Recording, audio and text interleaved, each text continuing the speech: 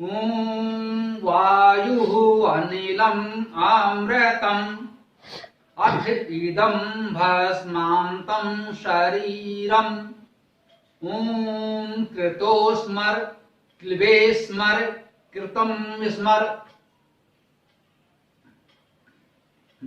वायु अर्थात गतिशील, प्रवाहमान, सृजनकर्ता, सृष्टिकर्ता। स्वाभाविक रूप से वायु भी हमने परमात्मा के लिए ही कहा है। एक विशेषण के रूप में, परमात्मा के विशेषणवाची नाम के रूप में हमने वायु शब्द का प्रयोग किया है।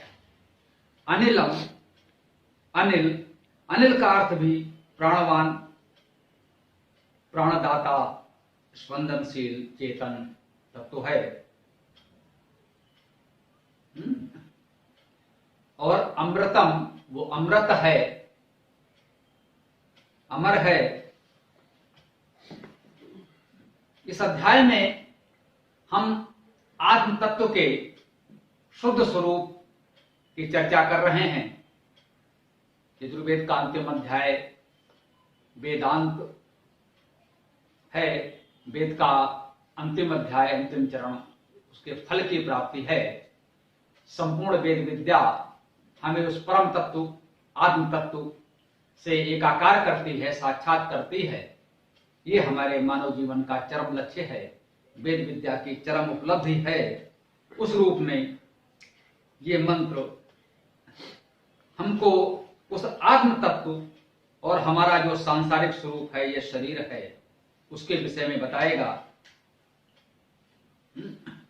वायु का अर्थ हमने किया गतिशील, स्पंदनशील, प्रवाहमान, सृष्टिकर्ता। वह धातु है, इसका अर्थ है गति करना, बहना। वे धातु है, इसका अर्थ है बुनना, रचना करना, सृजन करना। वायु शब्द इन दोनों धातुओं से निष्पन्न हो सकता है। वायु में गति है, प्रवाह है, प्रगतिशीलता है, साथ में सृजन है, रचना करने, सृजन करने की सामर्थ्य है। वायु शब्द से हमने परमात्मा के इन सभी स्वरूपों का स्मरण किया है। वह सृष्टिकर्ता है, संपूर्ण सृष्टि का सृजन करने वाला है, हम सबका सृजनकर्ता वही है, और वो प्रवाहमान है, प्रगतिशील है। हमको भी सृजनशील होना चाहिए, प्रगतिशील होना चाहिए, कुछ नवनिर्माण करना चाहिए। जड़ नहीं होना चाहिए, स्थिर नहीं होना चाहिए, रूढ़ियों में, आडंबरों में बंधे नहीं रहना चाहिए, प्रवाहमान, प्रगतिशील होना चाहिए। ये इसका संदेश हमारे लिए भी है। जैसा कि हम कहते हैं वेद मंत्रों में, हम परमात्मा के विविध गुणों का स्मरण करते हैं, स्तुति करते हैं, और उससे यह प्रेरणा होती है कि हमें भी उन गुणों को अपने में धारण करना है। दूसरा शब्द अनिलम, प्राणवान, प्राणदाता, स्पंदनशील, चेतना है। वो अन धातु का अर्थ है प्राण होना, चेतन होना, स्पंदन होना। तो वो वायु भी है और अनिल भी है। लोक व्यवहार में हम वायु और अनिल को पर्यायवाची के रूप में पढ़ते आए हैं। किसी बालक से, विद्यार्थी से पूछें तो वो कह सकता है भाई वायु और अनिल पर्यायवाची हैं। लेकिन वेद मंत्र में जब स्पष्ट कहा जा रहा है वायु हो अनिलम, तो स्पष्ट है वायु अलग है और अनिल अलग है। वायु में जहां प्रगतिशीलता, प्रवाहमयता, सृजनशीलता का गुण है, हमें यह प्रेरणा दे रहा है। अनिल में प्राणवान होने का भाव है। हम चेतन हैं, प्राणवान हैं, हमें यह प्राणवत्ता, प्राण शक्ति सदैव बनी रहनी चाहिए।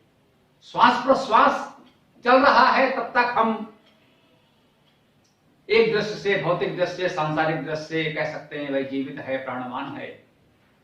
लेकिन एक प्रेरणा के रूप में, गुण के रूप में, उपमा के रूप में प्राणवत्ता कहते हैं, जो हमारे अंदर वो ऊर्जा, वो बल, वो चेतना, वो प्राण हो, क्या भाई बड़ा प्राणवान व्यक्तित्व है जब हम कहते हैं। तो इसका यह अर्थ नहीं है कि वो केवल सांस ले रहा है।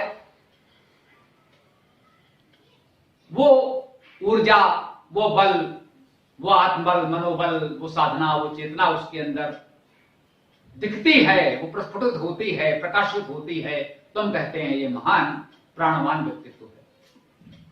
तो हमारे अंदर वायु की प्रगतिशीलता, सृजनशीलता होनी चाहिए और अनिल के रूप में प्राणवत्ता होनी चाहिए, वो ऊर्जा होनी चाहिए, वो चेतना होनी चाहिए। अमृतम, वो आत्म तत्व, परमात्मा, आत्मा, वो पराचेतना अमर है। उसका कहीं आदि नहीं है, कहीं अंत नहीं है, कभी जन्म नहीं हुआ तो मृत्यु भी नहीं होगी। जो जन्म लेता है वो मरता भी है, उसका कभी जन्म नहीं होता, अतः मृत्यु भी नहीं होती। हम दिव्य पुरुषों को पूजते हैं, करना चाहिए। जो हमारे समाज में जीवित हैं, हमारे समकालीन मनीषी हैं, जो देवजन हैं, वे भी हमारे सम्मान के, पूजन के अधिकारी हैं, करना चाहिए। जो हमारे पूर्व पुरुष हैं, महापुरुष हैं, उनके लिए भी यह सत्य है। जो देवतुल्य महापुरुष हमारे हो गए हैं, हम उनका पूजन करते हैं, परंतु हमें जानना चाहिए कि वे हमारे आप जैसे मनुष्य थे, जो जन्मे हैं माता पिता से, उनकी मृत्यु भी निश्चित है। वे शरीर के रूप में, व्यक्ति के रूप में हमारे आप जैसे थे, तो अमर तो नहीं हो सकते, लेकिन वो जैसा शरीर से अमर हैं, उनकी यह कीर्ति आज तक है, इस रूप में वे अमर हैं, वे देवतुल्य व्यक्तित्व हैं। आज हम उनका पूजन क्या कर सकते हैं, स्मरण करते हैं, प्रेरणा लेते हैं। है बहुत बरसी धरित्री पर अमृत की धार, बुद्ध हो कि अशोक गांधी या कि यीशु महान। ये अमृत तत्व की वर्षा करने वाले महात्मा बुद्ध, राम कृष्ण, महात्मा गांधी, सम्राट अशोक आदि आदि अनेक महापुरुष पृथ्वी पर हुए, हमारे देश में हुए, अन्य देशों में हुए, जिन्होंने इस अमृत विद्या का अमृत बरसाया। ये आत्म तत्व, ये परम तत्व, परम सत्य हमको सिखाया, बताया। इसीलिए कवि ने कहा कि है बहुत बरसी धरित्री पर अमृत की धार, पर नहीं अब तक सुशीतल हो सका संसार। अमृत बरसता रहा है, उसका प्रभाव भी पड़ता है, परंतु उस महान व्यक्तित्व के जाने के बाद हम फिर जहां के तहां हो जाते हैं। अतः आवश्यकता इस बात की है कि उस अमृत तत्व को हम अपने अंदर बनाए रखें, उस अमृत विद्या को हम अपनाए रखें, अपने में जीवित रखें, और समय समय पर हम प्रयास करें कि हमारे बीच ऐसे देवतुल्य व्यक्तित्व उपस्थित रहें। वे कहां से आएंगे? हम आप ही बनेंगे। दिखा सकते हो तो ऐसा कोई इंसान दिखलाओ, नहीं तो आप ही गुणवान करुणावान बन जाओ। हमें प्रतीक्षा नहीं करनी है कि कोई बुद्ध, कोई गांधी अवतरित होगा, कोई राम, कोई कृष्ण, कोई अशोक पुनः आएगा। वो हमें को बनना होगा। वो भी हमारे आप जैसे व्यक्तित्व थे, उन्होंने अपने कर्मों से वो स्थान प्राप्त किया कि हमारे पूज्य हो गए। हमें प्रयास करना चाहिए कि हम स्वयं उनके जैसे बने, और जिनके अंदर कुछ भी इस तरह की चेतना, ऊर्जा, प्रकाश दिखे, उनके साथ जुड़ें, उनका सहयोग करें। धीरे धीरे इन्हीं में से ये व्यक्तित्व विकसित होते हैं और समाज को उनका प्रकाश मिलता रहता है। तो परमात्मा वायु है, अनिल है, अमृत है। वो आत्म तत्व, आत्मा कहें या परमात्मा कहें, हमने कहा है कि वेद में एक ही बात है। आत्मा और परमात्मा वेद में अलग नहीं है, दोनों के लिए अलग अलग शब्द नहीं है। इसी मंत्र में हमने देखा कि जन सामान्य में वायु और अनिल तो पर्याय माने जाते हैं, समानार्थी माने जाते हैं, दोनों का अर्थ एक माना जाता है, परंतु वेद में स्पष्ट कहा गया वायु और अनिल में भी अंतर बताया गया। दोनों में अंतर भी है। तो वेद इतने सूक्ष्म अंतर को भी इस तरह स्पष्ट करता है, परंतु किसी भी मंत्र में आत्मा और परमात्मा, जीव और ईश्वर को इस तरह से अलग नहीं बताया गया। अतः स्पष्ट है कि वेद की दृष्टि में, वैदिक ऋषियों की मनीषा में आत्मा और परमात्मा एक ही है। तो वो आत्मा और परमात्मा की जो हमने चर्चा की, उस परम चेतना परम तत्व की चर्चा की, इस मंत्र में हमें बताया गया कि वो वायु है, अनिल है, अमृत है। अब अथ इदम भस्मांतम शरीरम। अब दूसरी ओर देखें, इदम अथ माने अब इसके अनंतर अब देखते हैं अगला प्रकरण, दूसरा पक्ष। तो इदम अर्थात यह है भस्मांतम, भस्म से चेतन रहने वाला, अंत में भस्म हो जाने वाला, भस्मांतम। भस्म और अंत, जो अंत में भस्म हो जाए वो भस्म, और जो भस्म से प्राणवान रहे वो भस्म, भस्मांत। भस्मांत का अर्थ हुआ जो अंत में भस्म हो जाता है, और भस्मांत का एक अर्थ ये भी ले सकते हैं जो भस्म से प्राणवान रहता है। तो ये भस्म क्या है? भस्म से ही हम प्राणवान हैं और अंत में भस्म हो जाएंगे। तो ये भस्म है क्या? भस्म शब्द का अर्थ क्या है? भस धातु का अर्थ है खाना, चमकना, भोजन करना। यद्यपि लोक व्यवहार में अन्य अर्थ भी हैं जो नकारात्मक भी हैं, दोष लगाना, निंदा करना आदि के अर्थ भी लोग बोल देते हैं, परंतु इसका जो मूल भाव, मूल अर्थ इस धातु का है वो है खाना, भोजन करना, चमकना। हमारा यह जीवन इस भोजन पर निर्भर है। यदि भोजन न मिले तो जीवन का निर्वाह संभव नहीं होगा, शरीर में ये प्राण संभव नहीं होगा, ये सांस प्रश्वास संभव नहीं है, सांस बंद हो जाएगी। यदि भोजन नहीं मिलेगा तो सांस बंद हो जाएगी। सांस भी एक प्रकार का भोजन है। हम वायु ग्रहण करते हैं, प्राणवायु ग्रहण करते हैं, जिसे हम ऑक्सीजन भी कहते हैं, यह भी शरीर का भोजन है। तो भस्मांतम शरीरम, जो शरीर है वो भस्मांत है। भस्म से ही प्राणवान है। भस्मांत में अंत शब्द में अन धातु से अंत बनाए, अर्थात प्राणवान। अन अर्थात प्राण होना, चेतन होना। तो भस्म अंत, अंत माने प्राणवान, तो भस्म से, भोजन से प्राणवान रहने वाला, और भस्म जिसका अंत है, अंत में भस्म हो जाने वाला। तो भोजन के द्वारा ये शरीर प्राणवान रहता है और अंत में भोजन बन जाता है। जब तक हम जीवित हैं तब तक हमें भोजन चाहिए। हम दूसरों को भोजन बनाते हैं, वायु को, जल को, वनस्पतियों को या अन्य विविध प्रकार के जीवों को भोजन बनाते हैं। उस भोजन को ग्रहण करके हम जीवित रहते हैं। जीवित रहने के लिए हमें भस्म अर्थात भोजन चाहिए, और जीवित रहने के लिए जीव को भोजन के रूप में जीव ही चाहिए। बिना जीव के निर्जीव पदार्थों को भोजन बनाकर हम जीवित नहीं रह सकते। भोजन के रूप में हम क्या ग्रहण करते हैं? हम अन्न ग्रहण करते हैं, कंद मूल फल शाक ग्रहण करते हैं। ये सब जीव हैं, अचर प्राणी हैं। जितने पौधे हैं, पेड़ हैं, वृक्ष वनस्पतियां हैं, ये सब जीव हैं। हम इन्हीं जीवों को भोजन के रूप में ग्रहण करते हैं। हम जीव को ही खाते हैं क्योंकि हम जीव हैं।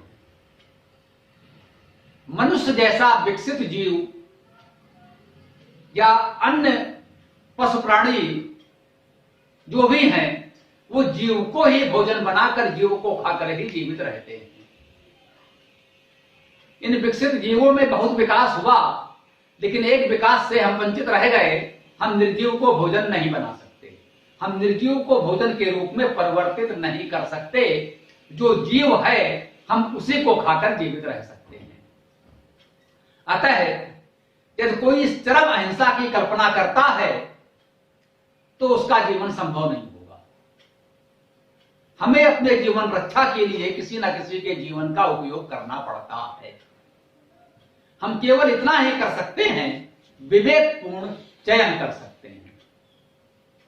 हम अपना भोजन इस प्रकार ग्रहण करें जिससे सृष्टि का संतुलन व्यवस्था बनी रहे।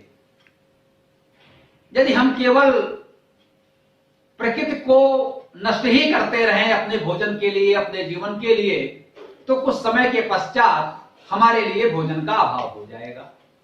और जब भोजन नहीं होगा तो हम भी नहीं होंगे, स्वाभाविक है। तो हमें अपने बचे रहने के लिए प्रकृति को बचाए रखना है, वृक्ष वनस्पतियों को बचाए रखना है, वायुमंडल को शुद्ध बचाए रखना है, जिससे हमारा जीवन चलता रहे। परंतु इसका उपयोग उपभोग तो हमें करना ही है। जब हम इतने त्यागी अहिंसावादी हो जाएं कि हम किसी जीव को नहीं नष्ट होने देंगे, हम भोजन कर ही नहीं सकेंगे। हम जो भी गाजर, मूली, साग, फल, फूल, कंदमूल खाते हैं, ये सब जीव हैं। यह प्रकृति की व्यवस्था है, इसमें हमें बहुत कहीं व्यथित दुखी होने की आवश्यकता नहीं है। हाँ, अनावश्यक यदि इनको हम नष्ट करते हैं, आग लगाकर जंगल नष्ट कर देंगे तो कल हमारे लिए भोजन नहीं बचेगा। हम अपने फसल को अगर नष्ट कर देंगे, हमने कृषि की है, कृषि की उपज को नष्ट कर देंगे तो भोजन शेष नहीं रहेगा, हम नष्ट हो जाएंगे। अतः प्रकृति का संरक्षण तो आवश्यक है, जिससे हम प्रकृति का उपभोग कर सकें और स्वयं जीवित रह सकें। परंतु उपभोग से बचा नहीं जा सकता, उपयोग से बचा नहीं जा सकता। भस्मांतम शरीरम, यह शरीर इस भोजन से ही प्राणवान है। भस्म का अर्थ हुआ भोजन। कुछ लोग मान लेते हैं भस्म का मतलब नष्ट हुआ पदार्थ, राख, जल भूनकर जो समाप्त हो गया और शेष बचा राख। नहीं, वेद में वो अर्थ नहीं चलेगा। जैसे हमने कहा वायु और अनिल लोक में पर्यायवाची हो सकते हैं, वेद में दोनों पृथक पृथक आए हैं। भस्म का अर्थ यहां भोजन ही है, कुछ अन्य नहीं हो सकता। भस्मांत के अर्थ दोनों प्रकार से ले लें तो भी वेद मंत्र में बिल्कुल उचित है, कहीं कोई अंतर नहीं पड़ रहा है। भोजन से प्राणवान रहने वाला और अंत में भोजन बन जाने वाला। अब विषय यह है कि अंत में भोजन बन जाने वाला, बात वही है। चाहे हम मनुष्य जैसे विकसित प्राणी हों, विचारशील प्राणी होने के कारण हम अपने आप को सर्वोच्च मानते हों, या अन्य साधारण प्राणी हैं, वो अंत में भोजन ही बनते हैं। कोई हमारा भोजन बनता है, कोई किसी का भोजन बनता है, किसी के भोजन हम बनते हैं। ये प्राचीन जब वनों के बीच ग्राम होते थे तो सहज दिखता था। मनुष्य ने पेड़ पर लगे हुए फल खाए, भूमि पर उगा हुआ कोई साग कंदमूल खाया, या वहीं टहलता हुआ कोई खरगोश जैसा प्राणी उठाकर खा लिया। सहज स्वाभाविक था। और उसी मनुष्य को जो ऐसा कुछ खाने का प्रयास कर रहा था, पीछे से कोई शेर चीता आया, उसको खा लिया, तो सब एक दूसरे का भोजन बन जाते हैं। आज मनुष्य इतना विकसित हो गया कि उसे वन्य पशुओं का भय तो नहीं रहा। आज मनुष्य सामान्यतः मांसाहारी हिंसक पशुओं का भोजन तो नहीं बनता, वो एक दूसरे को ही भोजन बनाने पर तुला हुआ है।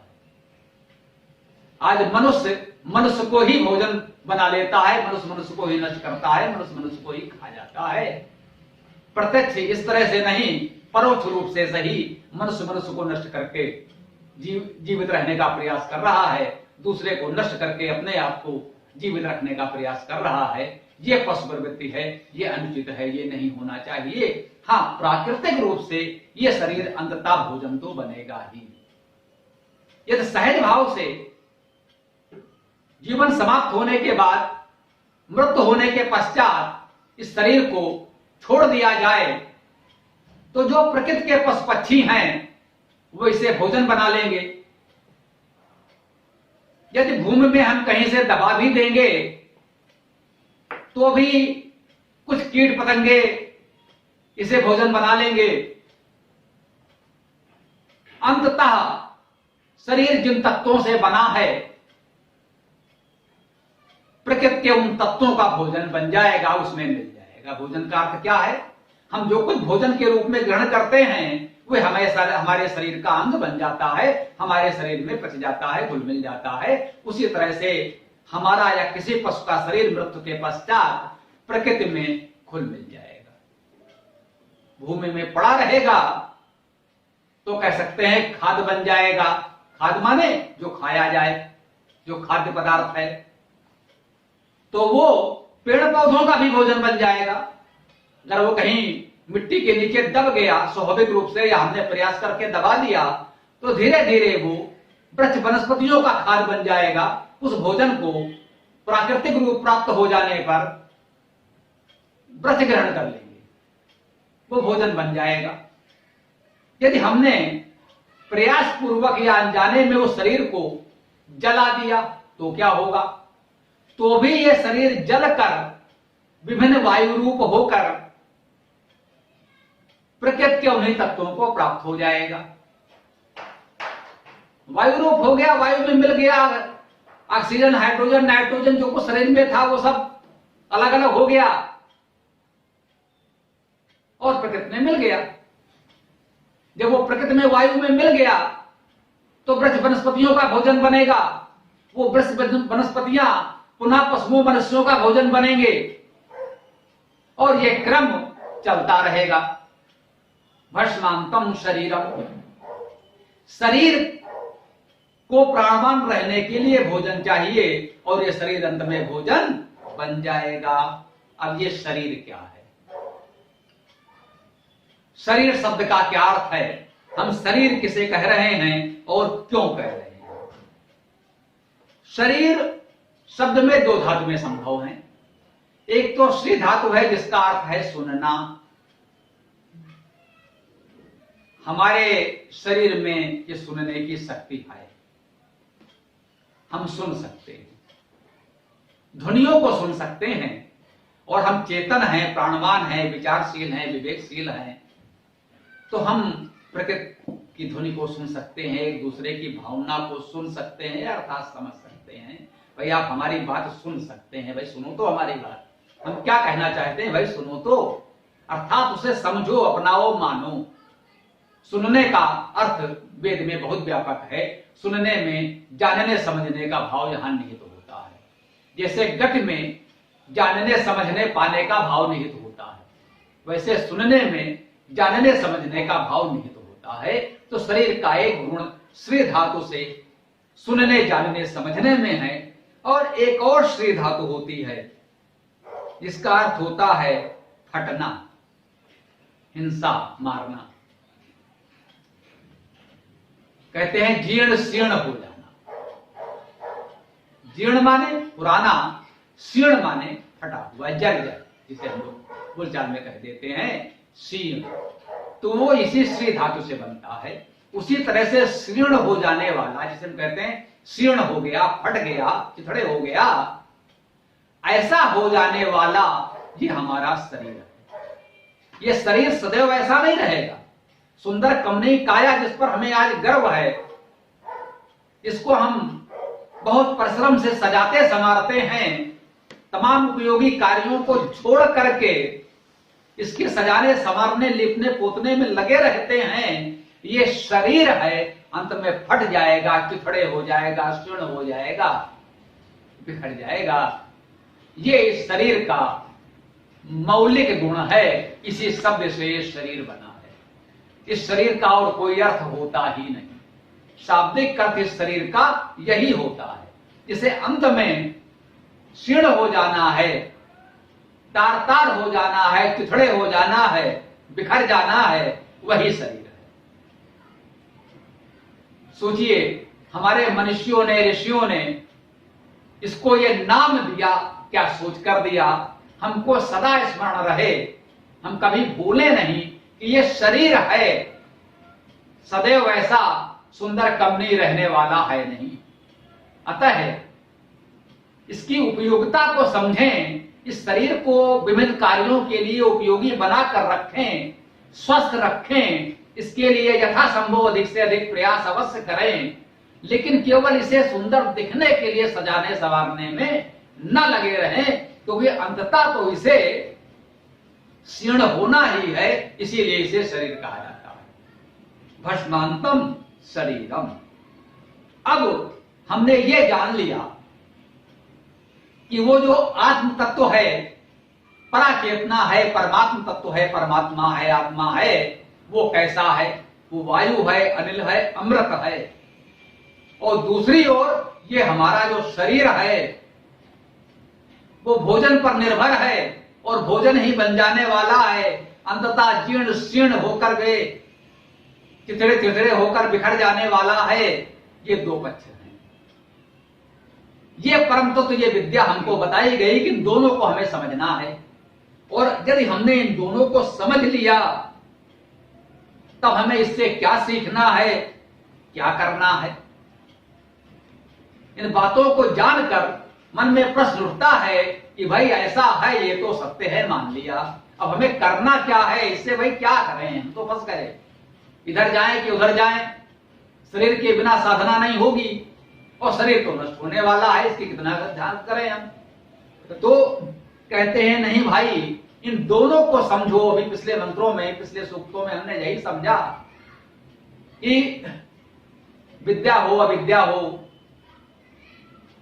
संभूति हो असंभूति हो, दोनों को जानना समझना है, दोनों का अलग अलग उपयोग है, उसे जानना है, और दोनों का उपयोग करके हमें अपने जीवन को सार्थक और सफल बनाना है। वही बात एक प्रकार से यहां भी कही जा रही है कि वो आत्म तत्व अपनी जगह पर है, परम तत्व है, बहुत महत्वपूर्ण है, और ये शरीर है, इसकी अपनी सीमाएं हैं, इसको जानो, याद रखो।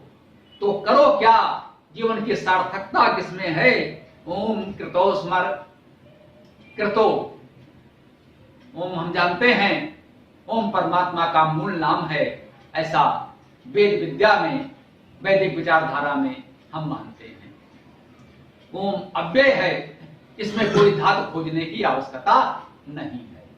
ओम परमात्मा का मूल नाम है, अव्यय है, इसको कोई किसी अन्य अर्थ में जानने की आवश्यकता नहीं है। ओमकार परमात्मा है तो है। ये अव्यय है। अव्यय का अर्थ क्या है? अर्थात नहीं, व्यय होने वाला, जो कभी व्यय नहीं होता, ये अव्यय है। बाकी जो है वो व्यय होता है। राम जन्मे थे तो मरे भी थे, कृष्ण जन्मे थे तो मरे भी थे, बुद्ध जन्मे थे तो मरे भी थे। संसार के बड़े बड़े महापुरुष जिन्हें हम देवतुल्य मानकर पूजते हैं, वो वाकई महान हैं, हमारे लिए पूज्य हैं, पूजना चाहिए, इसमें कोई आपत्ति नहीं है, कोई दोष नहीं है। उन्हें हम पूजते हैं अर्थात सम्मान करते हैं, स्मरण करते हैं, स्तुति करते हैं, उनसे प्रेरणा लेते हैं कि हमें भी उनके जैसे गुण अपने जीवन में धारण करना चाहिए। परंतु वो अव्यय नहीं है, उनका भी व्यय हो गया। अपव्यय ना करें, सदुपयोग करें जहां तक संभव हो, परंतु वो अव्यय नहीं है। जो जन्मा है माता पिता से, एक दिन उसे मरना तो होगा ही, चाहे साधारण व्यक्ति हो, चाहे जितना देवतुल्य मानो, कितना भी महान हो। परंतु ओम परमात्मा का नाम है तो वो अव्यय है। उसका नाम भी उसके जैसे गुणों वाला शब्द है, अव्यय है। इसमें कोई प्रत्यय नहीं है, कोई उपसर्ग नहीं है, कोई विभक्ति नहीं है, हो भी नहीं सकती। राम का बहुवचन बन सकता है, कृष्ण का बहुवचन बन सकता है, उसमें विभिन्न विभक्तियां लग सकती हैं, कारकों के अनुसार लग सकती हैं। राम ने राम को राम से आगे हो सकता है, सब कुछ होता है, विभिन्न विभक्तियां जुड़ती हैं। परंतु संस्कृत व्याकरण में ओम शब्द अव्यय है, इसमें कहीं कोई विभक्ति नहीं जुड़ती। रामम रामेण रामस्य हम पढ़ते आए हैं, परंतु ओम शब्द के साथ कभी कोई विभक्ति जुड़ी हुई हमने नहीं देखी। कोई भी संस्कृत को जानने वाला समझ सकता है कि ओम शब्द अव्यय है, इसमें कोई विभक्ति नहीं लगती, इसका कभी कुछ व्यय नहीं होता, तो इसमें कभी कुछ व्यय हो सकता है, इसमें कभी कुछ घट नहीं सकता, कुछ बढ़ नहीं सकता। ये अर्थात ये अव्यय है, वो अव्यय परमात्मा का नाम है, क्योंकि परमात्मा भी अव्यय है, वो सदा सर्वदा एक रस है, अतः उसका नाम भी उसके जैसे गुणों वाला शब्द हमने चुना, ओम, अर्थात परमात्मा जो अव्यय है। कृतो शब्द का अर्थ है कर्मशील, क्रिया धातु का अर्थ है करना, कृतो माने करने वाला, कर्ता भी शब्द ऐसे ही बनता है, करने वाला। कृतो माने कर्मशील। यहां पर हमारे लिए, प्राणियों के लिए शब्द दिया गया कृतो, कर्मशील, अर्थात हमें कर्मशील होना चाहिए। केवल सांस चलते रहने का नाम प्राणी नहीं है, जीवन नहीं है। हम जीवित केवल इसलिए नहीं है कि हम सांस लेते हैं, हम जीवित तब हैं जब कर्म करते रहें। इस अध्याय के समापन की ओर हम बढ़ रहे हैं। हमने प्रारंभ यहीं से किया था कि हमें सदैव कर्म करते रहना चाहिए, कर्म करते हुए 100 वर्षों तक जीवित रहने की कामना करनी चाहिए। ये जीवन काल जब तक भी हो, हमें कर्मशील रहना है, सक्रिय रहना है, निरंतर हमें अपने कर्तव्य कर्म में रत रहना है। तो कहा गया है, हे कृतो, हे कर्मशील, हे कर्तव्यनिष्ठ प्राणी, ओम कृतो स्मर, ओम का स्मरण करो। हे कर्मनिष्ठ कर्मशील प्राणी, ओम का स्मरण करो, उस परमात्मा का सदैव स्मरण करते रहो। ध्यान रहे कि वही परमात्मा, परम तत्व, वही आत्म तत्व हम सब में व्याप्त है, वही सर्वत्र व्याप्त है, हम सब उसी की अभिव्यक्ति हैं, उसी के व्यक्त स्वरूप हैं। इस बात का हमें स्मरण रहना चाहिए। तो ओम कृतो स्मर, हे प्राणी, ओम का स्मरण करो, किल्बे स्मर। उसके बाद कहते हैं किल्बे स्मर, हे किल्बे। किल्बे का अर्थ है कोमल, क्लिब धातु है, क्लीव धातु है, इसका अर्थ है कोमल होना। हम बहुत कोमल हैं, वो भी कोमल है, लेकिन दोनों के कोमल होने में अंतर है। हम कोमल हैं अर्थात एक प्रकार से नरम हैं, निर्बल भी हैं। हम बहुत कठोर को सहन नहीं कर सकते, हमारे अंदर इतनी सामर्थ्य नहीं है कि बहुत कठोर परिस्थितियों को, बहुत कठोरताओं को सहन करते हुए आगे बढ़ सकें। इस अर्थ में हम कोमल हैं। क्लीब शब्द का अर्थ परवर्ती संस्कृत साहित्य में निर्बल कायर के अर्थ में हुआ है। इसको निंदार्थक भी माना गया है कि क्लीब मत बनो, इतने कोमल निर्बल कायर मत बनो, जीवन की कठिन परिस्थितियों का सामना करो, संघर्ष करो। उस रूप में भी कहीं कहीं इसका प्रयोग है, परंतु वेद में वो कह रहा है किल्बे स्मर, हे किल्बे, हे कोमल प्राणी। अभी हमने कहा कर्मनिष्ठ प्राणी, हमें कर्मनिष्ठ तो रहना है, लेकिन हमें ध्यान रखना है कि ये कोमल शरीर है, सर्दी गर्मी तमाम कारणों से प्रभावित होता है, रोग दोष से प्रभावित होता है। इसकी कोमलता को ध्यान में रखें, शरीर की सुरक्षा को ध्यान में रखें। इसमें ये भाव भी निहित है जो इसका नाम शरीर है, अंततः इसे जीर्ण शीर्ण होकर समाप्त होना होता है, तो उसका ध्यान रखें। तो किल्बे स्मर, हे कोमल, स्मरण करो। किसका स्मरण करो? ओम स्मर कहा है, ओम का स्मरण करो। हे कर्तव्यशील प्राणी, ओम का स्मरण करो। हे कोमल प्राणी, ओम का स्मरण करो। उस ओम की, परमात्मा की कोमलता, वहां उसकी कोमलता का अर्थ दयालुता से है। वो नरम है, कोमल है, दयालु है, बहुत कठोर नहीं है हमारे लिए। हमारी कोमलता निर्बलता का प्रतीक हो सकती है, उसकी कोमलता दयालुता का प्रतीक है। और हमें भी इस निर्बलता की कोमलता को त्याग कर उसके जैसी दयालुता की कोमलता को धारण करना है। हमारा हृदय कोमल होना चाहिए। शरीर तो जो कोमल है सो है, बना रहे। उसको जितना हम सुदृढ़ बना सकें, जितना कठोर बना सकें, बनाना चाहिए, परंतु हृदय को कोमल होना चाहिए। तो किल्बे स्मर, इस कोमलता का स्मरण करो, उसकी दयालुता का स्मरण करो, अपने कोमलता का स्मरण करो, अपने हृदय की कोमलता का स्मरण करो, उसे बनाए रखो, उसे बढ़ाओ। अंत में कहते हैं कृतम स्मर। कृतम अर्थात किया हुआ, क्रिय माने करना, कृत माने किया हुआ। तो जो कुछ आपका किया हुआ है, जो आपका कृतित्व है, जो हमने किया है, उसका स्मरण रहना चाहिए। जो हमने किया है उसे भूलिए मत। क्यों? कर्म करने की स्वतंत्रता हमें प्राप्त हुई है प्रकृति की ओर से, परमात्मा की ओर से। इस व्यवस्था में हमें कर्म करने की स्वतंत्रता है। हम क्या करें क्या ना करें, ये हम निश्चय कर सकते हैं। हम जो करना चाहें करें, न करना चाहें न करें, प्रकृति की ओर से इसमें कोई बाधा नहीं। परंतु जो हम करेंगे उसका परिणाम तो हमें मिलेगा। यदि हम आग को छुएंगे तो जलेंगे। ये हमें स्वतंत्रता है कि हम आग को छुए या ना छुए, ये कर्म स्वतंत्रता है। हमको बाध्य प्रकृति नहीं कर रही है कि नहीं, परंतु यह स्वतंत्रता जब हमको मिलती है तो यह फल निश्चित है। यदि हम आग को छुएंगे तो जलेंगे, यह फल उसका निश्चित है। ये हम तय नहीं कर सकते कि हम तो आग को छुएंगे लेकिन जलेंगे नहीं। यदि हम आग को छुएंगे तो जलेंगे। तो अपने किए हुए को स्मरण रखें कि हमने क्या किया है। जो कुछ हमने किया है उसका परिणाम आना है, आएगा।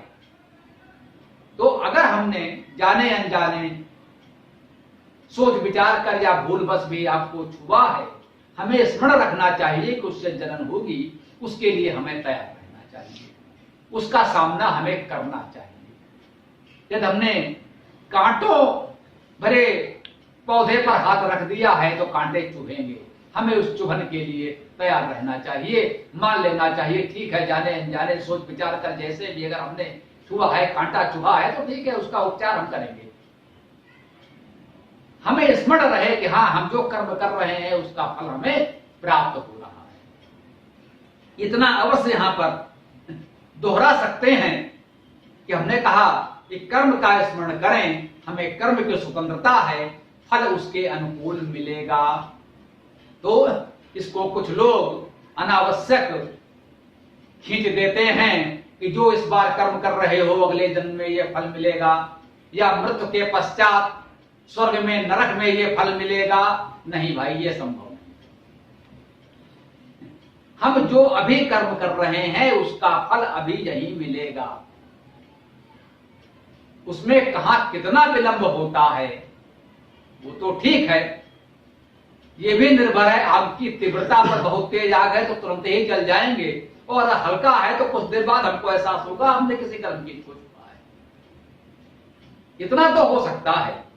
किसी बीज को उगने में कुछ समय लगता है, किसी को कम समय लगता है, किसी को अधिक समय लगता है, परंतु वो प्रक्रिया प्रारंभ हो जाती है।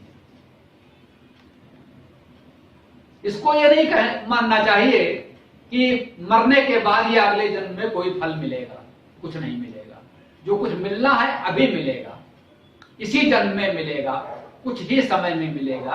प्रकृति की व्यवस्था है, सुनिश्चित है, उसमें इतना अधिक टाल मटोल संभव नहीं है।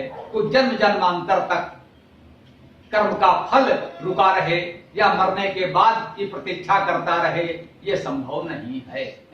लोग कहते हैं अगले जन्म में फल मिलेगा। मैंने कहा भाई, इस जन्म में हमें 2-4 करोड़ रुपए उधार दे दो, अगले जन्म में ले लेना। ऐसा पुनर्जन्म को मानने वाला कोई हमको नहीं मिला जो इस जन्म में हमें उधार दे दे, अगले जन्म में ले लेना। स्वाभाविक है, कोई भी पुनर्जन्म को मानता नहीं है। केवल एक अंधश्रद्धा, एक अंधविश्वास के रूप में उस मान्यता को ढोना चाहता है। नकारने का साहस नहीं है, मानने के लिए उसका मन मस्तिष्क विवेक तैयार नहीं है, क्योंकि वो सत्य है ही नहीं। जो है ही नहीं उसे मन हमारा स्वीकार नहीं करता, क्योंकि ये मन मस्तिष्क, ये विवेक प्रकृति ने हमको दिया है। ये परमात्मा की चेतन शक्ति से चेतन है, यदि हम थोड़ा सा विचार करें, संसार के भुलावे में न पड़े, भ्रम में न पड़े, तो जो सत्य है उसकी अनुभूति हमारे इस मस्तिष्क को होती है, हमारे मन को। मन उसी चेतना से चेतन है, वही उसमें दिव्य चेतना अनुप्राणित है। तो जिसे कुछ लोग अंतरात्मा कहते हैं, ये यही मन है। वो उसका मन का अर्थ है विचार करना, चिंतन करना। तो विचार करके सत्य को पा लेता है। कभी कभी उस सत्य को हम नकारने का प्रयास करते हैं। इसको इसके पहले कहीं कहा गया था, ये क्या आत्महनोजना। जो आत्महनन करने वाले हैं, अर्थात उस बात को नहीं सुनते, सुनकर भी अनसुना कर देते हैं, वो अनुचित होता है।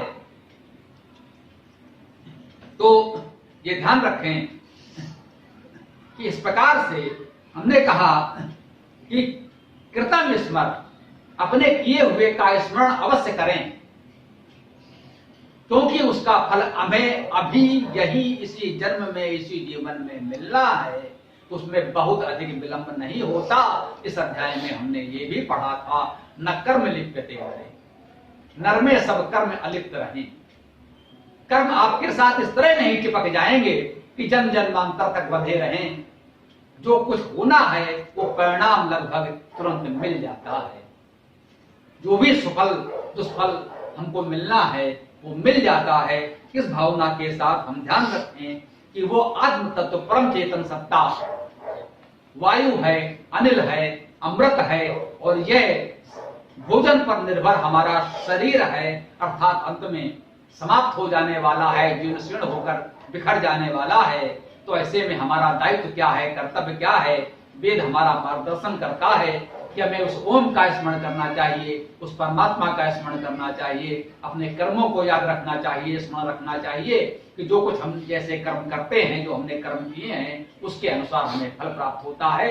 यदि इसका हम ध्यान रखेंगे, इतना विवेक जागृत रखेंगे, तो हम जीवन में सही दिशा में आगे बढ़ सकेंगे। इसी के साथ आज के इस मंत्र की चर्चा को हम यहाँ विराम देते हैं।